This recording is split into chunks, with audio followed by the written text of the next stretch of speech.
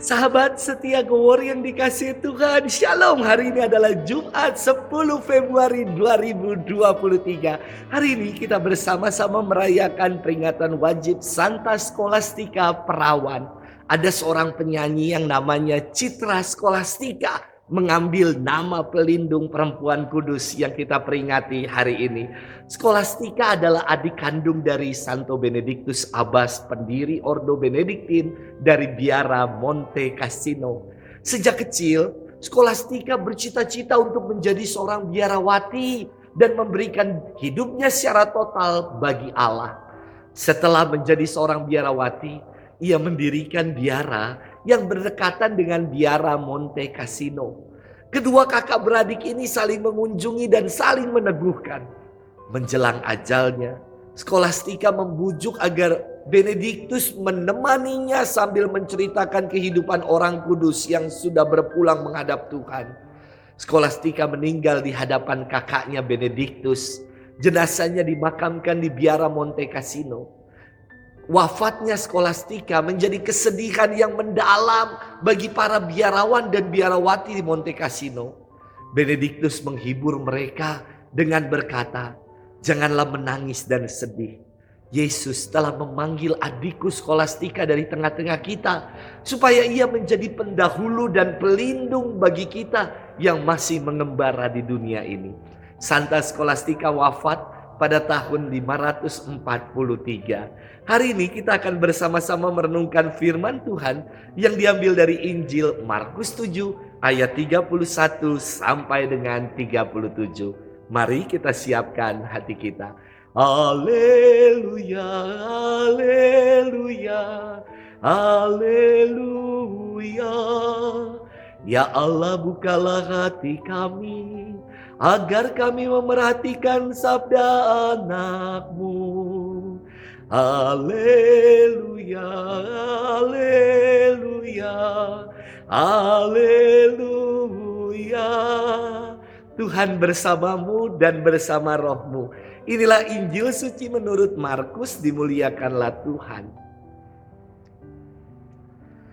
Pada waktu itu Yesus meninggalkan daerah Tirus dan lewat Sidon pergi ke Danau Galilea di tengah-tengah daerah Dekapolis.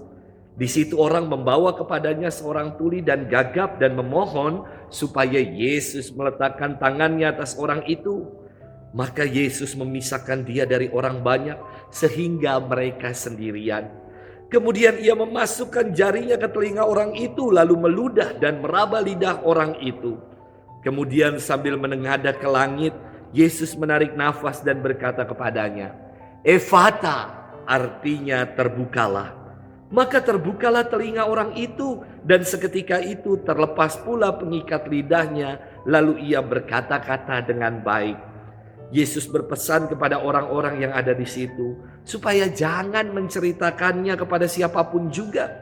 Tetapi makin dilarangnya mereka, makin luas mereka memberitakannya. Mereka takjub dan tercengang dan berkata, "Ia menjadikan segala-galanya baik. Yang tuli dijadikannya mendengar, yang bisu dijadikannya berbicara." Demikianlah sabda Tuhan. Terpujilah Kristus. Sahabat setia Gowor yang dikasihi Tuhan, Shalom, salam sehat untuk kita semua. Sampai dengan hari ini, suara saya belum juga pulih. Saking banyaknya khotbah misa-misa perpisahan, serak-serak hancur.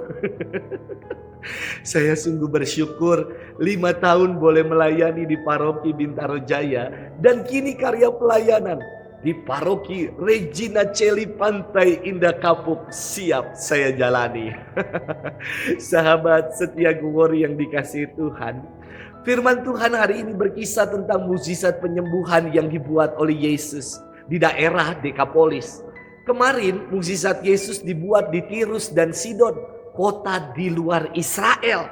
Dan kini Yesus melakukan mukjizatnya di Dekapolis, lagi-lagi di luar Israel.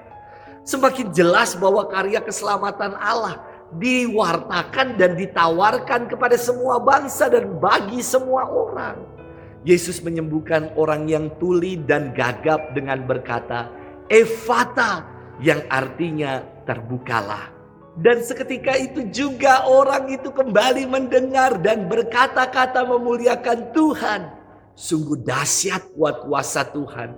Yang tuli kembali mendengar, yang gagap kembali berkata-kata untuk memuji nama Tuhan. Sahabat setia Gowori yang dikasihi Tuhan, dalam serak saya, suara saya yang parau ini, saya pun masih berjuang untuk tetap mewartakan kabar sukacita. Terkadang kita enggan dengan beragam alasan untuk menjadi pembawa dan pewarta kabar sukacita. Jangan menutup pintu hati bagi Tuhan, sehingga kita menjadi tuli dan gagap akan sapaan Tuhan. Tuli akan sabdanya yang menuntun langkah hidup kita, dan gagap untuk mengucap syukur atas segala kebaikan yang telah kita alami. Mari kita buka hati kita, sebab Yesus pun bersabda, Efata, terbukalah. Bukalah hati dan berikanlah diri kita untuk kabar gembira.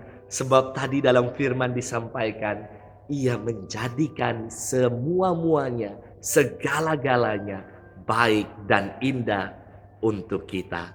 Selamat bermenung dan Tuhan memberkati kita selalu dalam nama Bapa dan Putra dan Roh Kudus. Amin.